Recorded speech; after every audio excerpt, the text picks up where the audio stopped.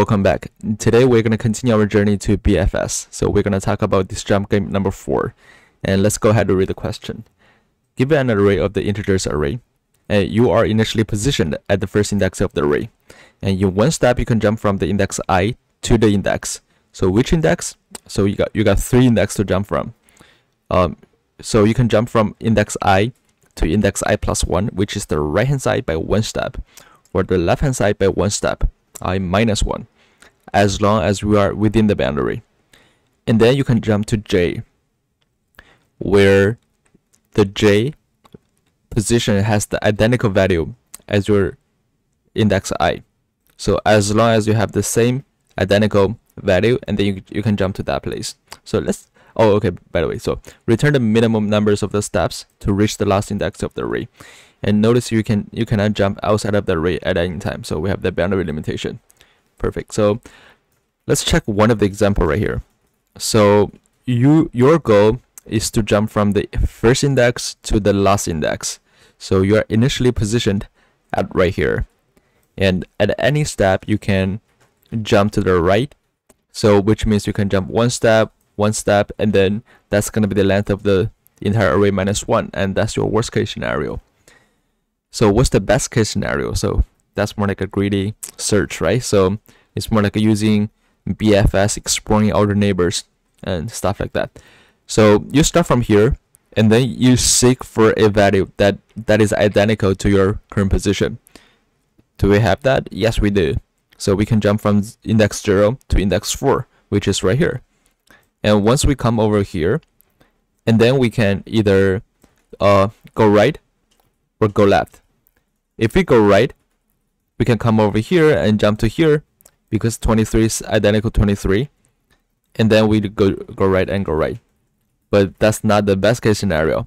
The best case scenario is you go backward and you found a 404, and that's identical to our last index. And then the next jump, you jump over here and you achieve the game.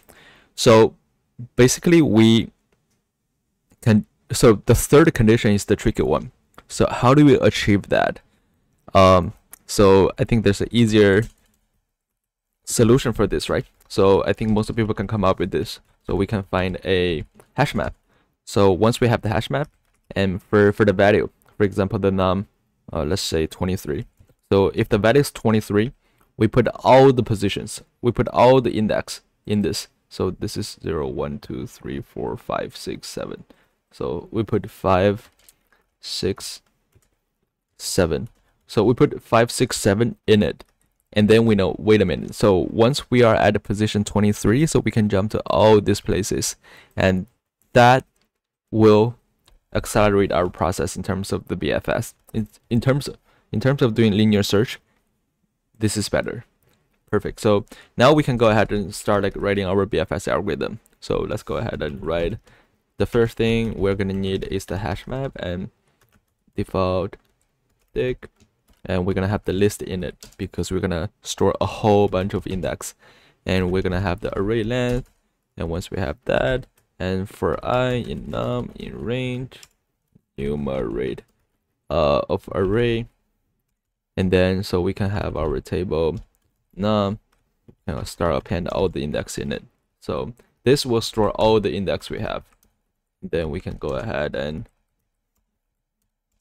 start writing the BFS. So this is also standard BFS. We're gonna have a collection of DQ, and this is Python's double-ended queue.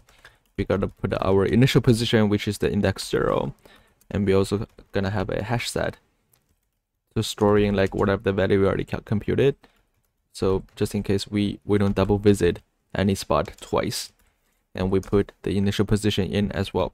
So we have initial position, we have initial step 0, and the steps going with each layer. So we are at layer 0 when we start doing the BFS. At each layer, and we are gonna compute the size for the queue. So because we're going for layer, so we need a for loop. And for size, once we have that, and we can start popping out whatever the node we have within the queue. So we popped out the queue, and we're gonna write the terminated position. So if the node is equal to n minus 1. So this means we already reached the last index. Perfect. So we can directly return the step. And then if not, so we can exploring where the positions we can go. And that's the interesting part. So for position, in, you know what? Yeah, let's call it position then. In node, so we can go to left. And we can go to right. So, and then where else we can go? We can go to, let's say, array, because node is gonna be the position, right? The node is gonna be position. So array position is gonna be the value, and this will store, array node is gonna be the value, and table value will take us to a list that's storing all the index of that particular value. So for example, the node is 5, and array node will be 23, and table array node will return us 5, 6, 7, all the indexes. So all the indexes we have, all the indexes where we can jump to. And first we can jump to the left index, right index, and all the other index we have the identical value. So we do a string array list, like concatenation, and that's all the positions we can jump to. And then we check if the position is already in the visited. So that means we already visit that place. So let's just to continue. Otherwise, so we need to check if we are within the boundary. So if position is less than 0, or position is greater or equal to n, so in that case we just do continue. And for other cases, we can push our new position into our queue, and also make sure we record this into visited as well, so we don't double visit this spot. And then once we finish the for loop, make sure it's parallel with our for loop. We're going with each layer. So once this layer is completed, so we have the step processor equal to 1. Otherwise, we just return 0. Perfect. So let's try if this works. Okay, now it works. And let's submit. And I'm expecting to get TLE. Why do we get time limit exceeded? Let's check the example, right? Whoa, we have like identical value for all the positions. So we only have 1. Oh, this is 11. We start from 7, and all the values are 7. So that means like we're gonna try what? So we're gonna try all the positions, like at right here. So every time, all the value, we're gonna exploit this repetitively. So for example, that we start from here. We start from here, the first 7. We start from here, and then we jump to right, and we jump to left, and each time we can try like 3 spots, right? And plus what spots? We can try all the positions. So once we jump to here, and we can also try all the spots, all the positions, because all the values are the same. So how do we do that? How do we solve this? So we got 2 ways to resolve it. So one way is, as once we jump, for example, we're here. Once we jump to any other places, once we jump to here, so for that index, we remove that index from the hash map. We remove that index from the hash map. Then we don't visit that place again. Or we can do a easier way. So we can check if I greater than 0 and I is less than n minus 1. And the most important thing is if the num is equal to array I minus 1, and also equal to array, is it n minus 1 or I plus 1, sorry, I plus 1. So we are checking this. So at any step, when I push my index into my matrix, put it into my hash table, I want to check if, when I check this value, I'm going to check if my left hand side is equal to my right hand side.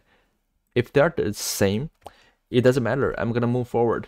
So I'm only going to visit all the way to here. I'm only going to visit this. So it doesn't make sense to check all the 7s because they are all identical. So I can freely move from here all the way to here. So if all the values in the middle are the same. So it's more like a greedy thinking. So I'm gonna directly move all the way to the last digits. So that's why I'm gonna continue for this. Let's check if that works. Now you pass. Right. So this is one of the optimization for our key, but we also can do a we can also remove the hash map. So how do we do that? So let's remove this guy. So this is one of the optimization, right? So let's call this guy optimization 1, and we can also do another optimization. So we can come over here and check, hey, so we are going over all those nodes, right? So as long as we are finished those nodes, we just remove that from the hash map. So we can go ahead and delete table array node, and let's check if this works. And this also works. Why don't we just do both? Actually, I'm not sure if it's making sense because we don't have duplicates index anymore. Like all those relevant like neighbors index, we already removed that. So let's see if this is gonna make it faster. Oops. Invalid syntax in optimization 1. Oh, oops. Okay, yeah, not significantly faster, but as long as we have this, so this will make it super fast. And also this is one of the optimization, so we can use both. Okay, but like we actually just need one of them anyway. All right, so I'm gonna end my video right here. You know what, let's do a recap. So we do standard BFS, and we have our hash table, and the value is gonna be our value, and the key is gonna be all the index corresponding to this value. So that represents like where else we can jump, and the rest of the story is simple. We start from the index 0, and we put 0 index right here, and we do standard BFS with each layer. So each layer we go with the layer. So that's why I have the step right here to recording each layer. So each for loop is for one particular layer. And we just do standard one, and once we see the last index, we terminate from our while loop, and we check all the positions where we can jump to. As long as we seen this before, so we continue, and we are out of the boundary, we continue, and otherwise we add our position in it, and perfect. So we solved this question. All right, I'll see you guys in the next video then.